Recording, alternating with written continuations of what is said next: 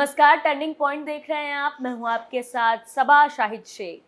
5 राज्यों में विधानसभा चुनाव होने वाले हैं, जिसको लेकर चुनावी माहौल बना हुआ है। उसके बाद लोकसभा चुनाव भी सिर पर ही है। एक तरफ चुनाव की तैयारियों में पार्टियां जुटी हुई है, तो दूसरी तरफ जांच एजेंसियों की ताबड़तोड़ कार्रवाई भी चल रही है। दिल्ली से लेकर राजस्थान और झारखंड तक ईडी जबरदस्त कार्रवाई में जुटी हुई है।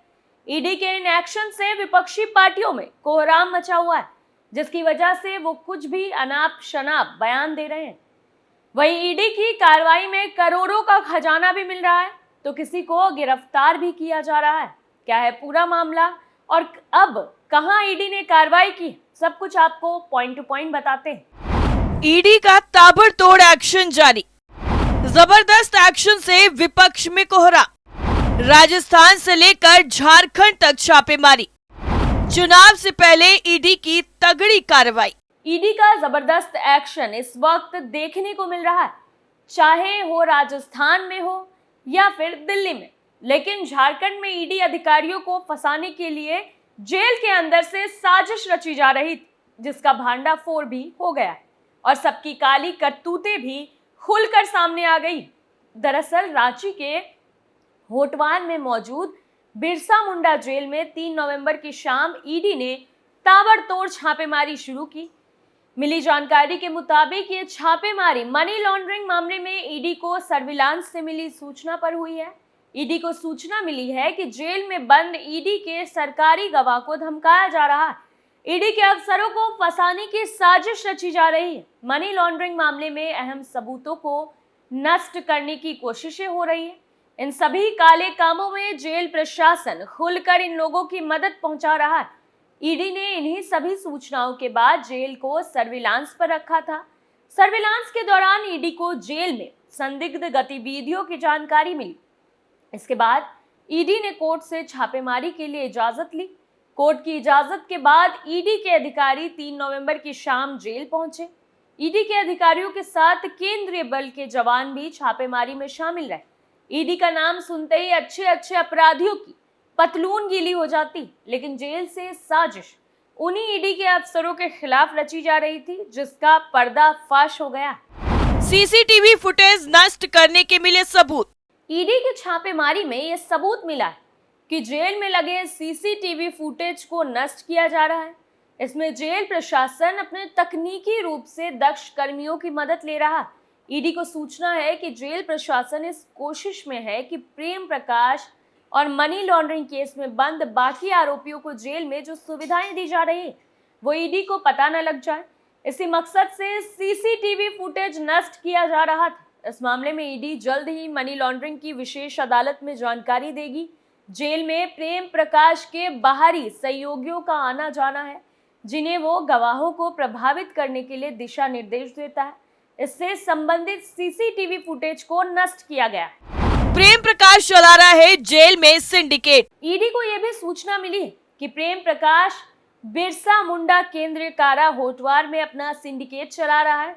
ईडी को नुकसान पहुंचाने के लिए क्या करना है, क्या नहीं करना, इस पर योजना बना रहा है। इसके लिए किसे कितने पैसे कहां पहुंचाया जाना है, प्रेम प्रकाश इसकी भी योजना बना रहा है। प्रेम प्रकाश ईडी के खिलाफ पूरी साजिश रच रहा है और जेल के बाहर के अपने सहयोगियों को दिशा निर्देश भी दे रहा है। वो ईडी के गवाहों को प्रभावित करने के लिए भी कोशिश में जुटा है। वो गवाहों को ये भी समझा रहा है कि ईडी के अधिकारियों के खिलाफ ST/SC अधिनियम में केस दर्ज कराकर उन्हें फंसाएं।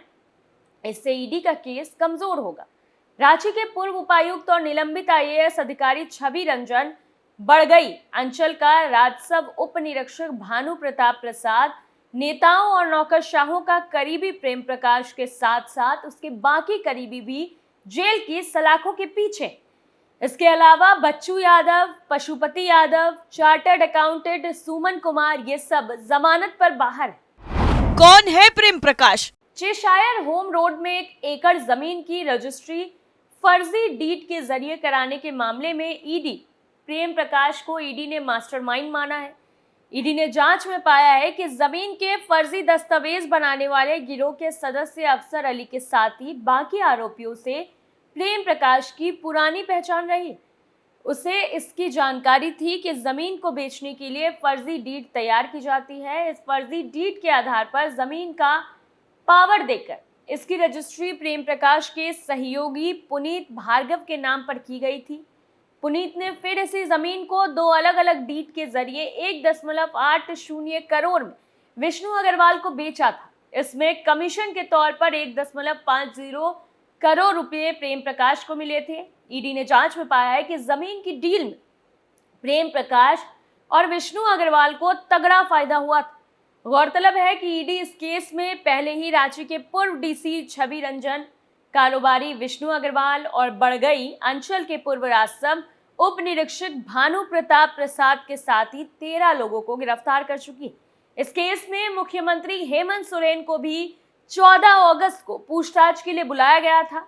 भानु प्रताप प्रसाद से पूछताछ में कई अन्य सफेद पोशों के नाम भी सामने आए। ईडी ने जेल में ही प्रेम प्रकाश से पूछताछ की थी। वहां उसने भूमि घोटाला मामले में अपनी संलिप्तता से साफ इनकार किया, लेकिन ईडी के पास पुख्ता सबूत है। प्रेम प्रकाश के रसूख की अगर बात करें तो उसे नेताओं और नौकरशाहों की करीबी माना जाता है और इसका सबूत है कि वो रांची के बिरसा मुंडा केंद्रीय कारा में 5 मई को निलंबित आईएएस छवि रंजन और नेताओं और नौकरशाहों के करीबी प्रेम प्रकाश के बीच मुलाकात हुई थी। दोनों वीआईपी वार्ड में करीब 50 मिनट तक एक साथ रहे और बातें भी। इस दौरान प्रेम प्रकाश मुंह पर गमछा बांधकर छवि रंजन से मिलने पहुंचा था। इसका खुलासा ईडी ने किया था। ईडी की विशेष अदालत के आदेश पर अधिकारियों ने 5 मई के जेल का सीसीटीवी फुटेज खंगाला तो ये मामला उजागर हुआ। तो अब ईडी जेल अधीक्षक हामिद अख्तर और जेलर मोहम्मद नसीम को समन करेगी।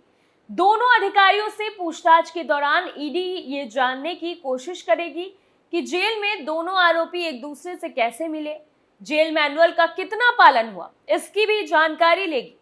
दिल्ली से लेकर राजस्थान तक छापेमारी। दिल्ली सरकार में मंत्री राजकुमार आनंद के घर ईडी की छापेमारी ने जबरदस्त छापेमारी की थी, जिसको लेकर शिक्षा मंत्री आतिशी ने केंद्र सरकार पर जमकर हमला बोला। उन्होंने प्रेस कॉन्फ्रेंस कर कहा कि केंद्र की बीजेपी सरकार उन्हें परेशान कर रही है। ये भाजपा का षड्यंत्र है और इससे हम डरने वाले नहीं हैं। वहीं राजस्थान, पंजाब, हरियाणा और दिल्ली की टीमों के ईडी अधिकारियों ने सीआरपी फोर्स के साथ छापामार कार्रवाई कर रही है। जल जीवन मिशन मामले में ईडी पूरे राजस्थान में 25 स्थानों पर तलाशी ली। आपको बता दें कि प्रदेश में ईडी की छापेमारी सुबोध अग्रवाल के साथ ही कई अधिकारियों के आवास पर ईडी टीमें पहुंची। ईडी की छापेमारी से अधिकारियों और ठेकेदारों में हड़कंप मच गया। Subodh Agarwal additional chief secretary, वहीं पीएचईडी मंत्री महेश जोशी तक भी ईडी की आंच आ सकती है। बताते चले कि एसीएस और senior bureaucrat IAS Subodh Agarwal पर ईडी की रेड पड़ी है। उनके आवास, दफ्तर के साथ ही 20 ठिकानों पर ईडी की टीमें पहुंची है। वहीं KD Gupta, chief engineer Dinesh Goyal, engineer और रामकरण शर्मा, प्रॉपर्टी डीलर के जयपुर स्थित ठिकानों पर भी छापेमार कार्रवाई की गई है। वहीं ईडी की छापेमारी की खबर लगते ही विभागीय अधिकारियों और ठेकेदारों में हड़कंप मच गया। ईडी की टीम सचिवालय में भी पहुंची और विभाग के कार्यालय में सर्च किया गया। इससे पहले भी ईडी ने जलदाय विभाग से जुड़े कई अधिकारियों और ठेकेदारों के ठिकानों पर सर्च किया था। वहीं माना यह भी जा रहा है कि ईडी की इस कार्रवाई के दौरान कई बड़े खुलासे सामने आ सकते हैं। मामले में सुबोध अग्रवाल की जल्द गिरफ्तारी भी हो सकती है। राजस्थान में जल जीवन मिशन को लेकर ईडी धड़ाधड़ कार्रवाई करने में जुट गई। इसी सिलसिले में दौसा के एक व्यापारी नमन रावत के यहां ईडी पहुंच गई। बताया जा रहा है कि जैसे ही ईडी की टीम दौसा में कपड़ा और जमीन और व्यापारी नमन रावत के यहां पहुंचते ही तुरंत ईडी के घर को पूरी तरह बंद कर दिया। लेकिन बताया तो ये जा रहा है कि राजस्थान सरकार के मंत्री महेश जोशी के करीबियों में नमन रावत का नाम आता है, जिसके चलते महेश जोशी पहले ही जल जीवन मिशन के घोटाले में लिप्त होने को लेकर ईडी बराबर छापेमारी कर रही। दौसा के व्यापारी नमन रावत के लिए माना जा रहा है कि जल जीवन मिशन में हुए घोटाले में साइलेंट रूप से ठेकेदारी भी नमन रावत ने की है, जिसके चलते ईडी की टीम नमन रावत के घर पर छापेमारी करने में लगी है। वहीं अब इस मामले में कितनी सच्चाई, इस बात का पता ईडी की टीम के बोलने के बाद ही लग पाएगा। बहरहाल ईडी लगातार कार्रवाई कर रही, तो अब देखना यह होगा कि ईडी की रडार पर अब कौन आने वाला है। टर्निंग पॉइंट में फिलहाल के लिए इतना ही। बाकी तमाम बड़ी खबरों के लिए देखते रहिए कैपिटल टीवी। नमस्कार।